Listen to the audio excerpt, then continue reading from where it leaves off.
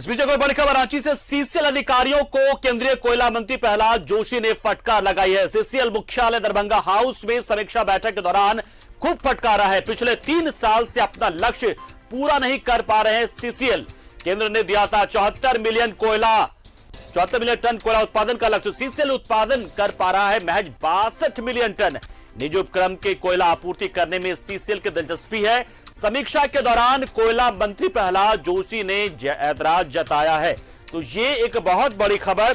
केंद्रीय कोयला मंत्री प्रहलाद जोशी झारखंड दौरे पर हैं, पिपरवार माइंस का दौरा किया है और उसके बाद सीसीएल बीसीसीएल के अधिकारियों के साथ वो बैठक कर रहे हैं और फटकार लगाई है कि जो लक्ष्य हमने आपको दिया था उस लक्ष्य को आप नहीं पा रहे हैं। आपकी दिलचस्पी तो है ही नहीं लगता है कि आप सरकारी उपक्रमों को पीएसयू को सप्लाई कर पाए। आप तो ऐसा लगता है कि निजी संस्थानों के लिए ही कोयले का खनन कर रहे हैं, कोयले की माइनिंग कर रहे हैं और काफी फटकार लगाई। कहा कि ये अपनी जो रवैया है वो छोड़ दीजिए आप, क्योंकि पुराने समय ऐसा होता था कि जब आप पे नजर नहीं हो पाती थी, आपकी मॉनिटरिंग नहीं हो पाती थी, आप कुछ भी कहते थे सरकार को मानना पड़ता था। लेकिन आज के दौर में सरकार की नजर आप पर है, आप क्या कर रहे हैं ये छुपा हुआ नहीं। काफी फटकार लगाया यहाँ पर प्रहलाद जोशी ने और पिछले 3 साल से अपना लक्ष्य सीसीएल पूरा नहीं कर पा रहा है। ये एक बड़ी खबर निकल कर आई है। केंद्र ने 74 मिलियन टन कोयला उत्पादन का लक्ष्य दे रखा है, लेकिन उसके बजाय सीसीएल सिर्फ 62 मिलियन टन यानी कि 10 मिलियन टन यानी कि 10 गुने 10 लाख टन जो है वो कम कर पा रहा है। तो आप अंदाजा लगाइए कि जब कोयले का उत्पादन होगा नहीं, थर्मल पावर प्लांट में कोयला पहुंचेगा नहीं, जो भी पहुंचेगा वो उसकी क्वालिटी खराब रही हो तो आखिर में बिजली का उत्पादन कैसे हो। और यही वजह है कि पिछले 1 सप्ताह से पूरे देश की जान सांसत में आप फंसी है कि क्या बिजली संकट गहरा जाएगा, क्या दिक्कतें जो चल रही थी वो सुलझ गई है या फिर वो बदस्तूर जारी रहेंगी। तो बहुत बड़ी खबर है ये। और अजयलाल इस खबर पर पूरी जानकारी के लिए सीधा हमारे साथ फोन लाइन पर जुड़ चुके हैं, माफ कीजिएगा सीधा जुड़ चुके हैं अजय से जानेंगे। अजय, निश्चित तौर पर बहुत कड़ी फटकार है अपने आप में सीसीएल के अधिकारियों के लिए, क्योंकि लक्ष्य दिया जाता है, लक्ष्य को पा नहीं पाते हैं, कोयला पहुंच नहीं पाता है और फिर बिजली आपूर्ति के तौर पर सरकार की किरकिरी होती है। बिल्कुल बिल्कुल पंकज, देखिए जिस प्रकार से पहले यूरोप के देशों में और उसके बाद चीन में कोयला संकट आया और उसके बाद विद्युत उत्पादन कंपनियां प्रभावित हुई, कुछ ऐसा ही हाल भारत के साथ भी हो रहा है। और आज कोयला मंत्री प्रहलाद जोशी जब सीसीएल में समीक्षा बैठक करने लगे तो कई ऐसी जानकारियां उनको मिली जिससे वो खुद चौंक गए। पिछले 3 सालों से सीसीएल ने कभी भी कोयले उत्पादन का अपना लक्ष्य पूरा नहीं किया है। केंद्र सरकार हर साल जो कोल कंपनियां होती है उसे एक लक्ष्य देती है कि आपको इतना मैट्रिक टन कोयले का उत्पादन यानी कि खनन करना है। पिछले 3 सालों से सीसीएल को 74 मिलियन जो खनन है उसका उनको कोटा दिया गया था कि ये आपका लक्ष्य है। लेकिन किसी भी साल सीसीएल ने 62, किसी साल 59, स्थिति ये हो गई थी कि पिछले साल तो ये उत्पादन घटकर लगभग 55 लाख मैट्रिक टन के आसपास हो गया था। ये पूरी तरह से सीसीएल के अधिकारियों की कमजोरी कहा जा सकता है, उनकी लापरवाही कही जा सकती है। और एक बात यह भी है कि जब गोपाल सिंह सीसीएल के सीएमडी हुआ करते थे पंकज, उनके बाद से सीसीएल को अस्थायी सीएमडी अब तक नहीं मिल पाया है। जो पीएम प्रसाद हैं सीसीएल के सीएमडी, उनके जिम्मे ही बीसीसीएल का भी प्रभार है। बल्कि आप यूं कहें कि बीसीसीएल उनका मुख्य पद था और सीसीएल उनको प्रभार में दिया गया है।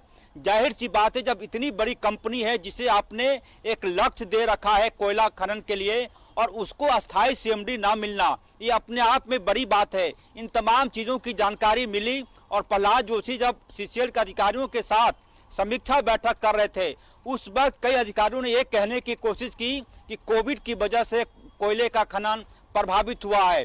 तो जाहिर सी बात है प्रहलाद जोशी इस बात पर भी गुस्से हो गए, कहे कि कोविड-19 का बहाना मत कीजिए। सच्चाई यह है कि पूरे सीसीएल का दिन 40 से ज्यादा कोयला खदानें हैं, लेकिन कहीं से भी प्रहलाद जोशी ने कहा कि कोरोना काल पिछले 2 सालों से आया हुआ है, लेकिन आपका जब मैं रिकॉर्ड देख रहा हूं तो पिछले 3 साल 4 साल से कभी भी आपने लक्ष्य पूरा ही नहीं किया। इसका क्या मतलब माना जाए? सीसीएल के अधिकारियों के सामने चुप्पी के अलावे और कोई जवाब नहीं था।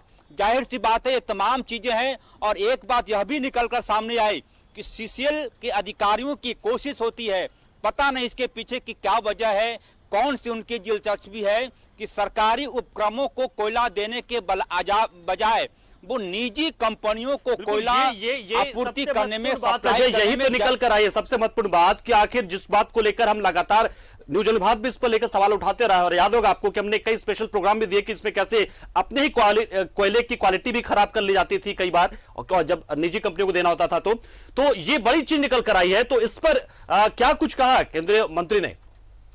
निजी कंपनियों के प्रति जो एक प्रेम है सीसीएल का।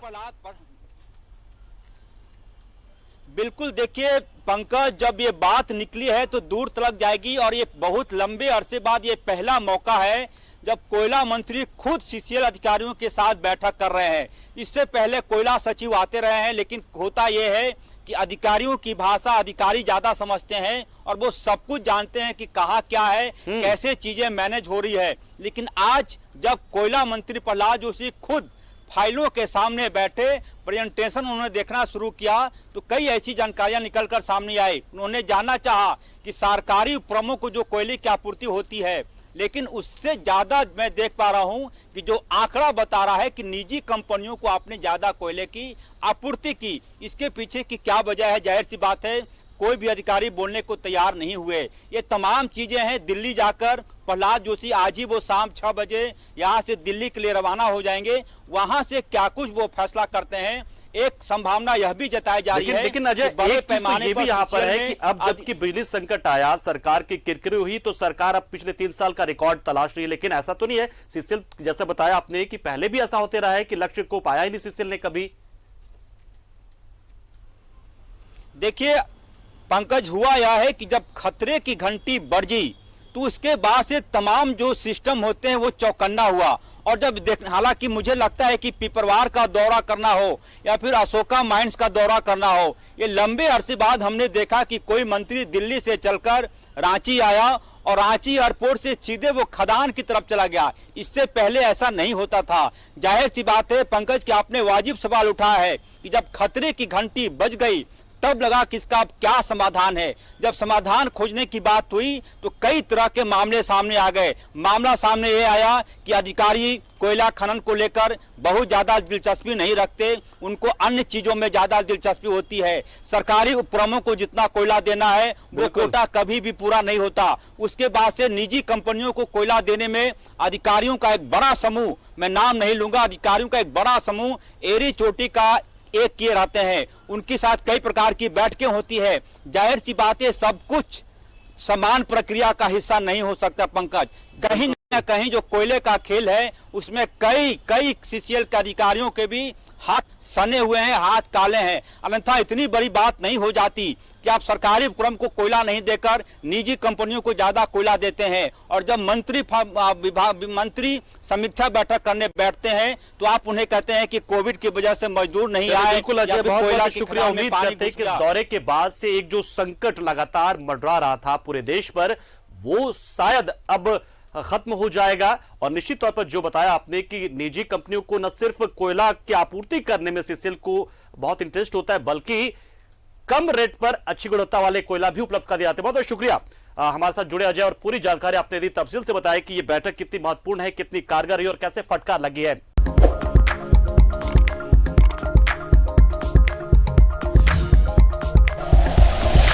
Like and share videos, subscribe करें हमारा चैनल और प्रेस करें बेल आइकॉन। न्यूज़ 11 भारत, सच है तो दिखेगा।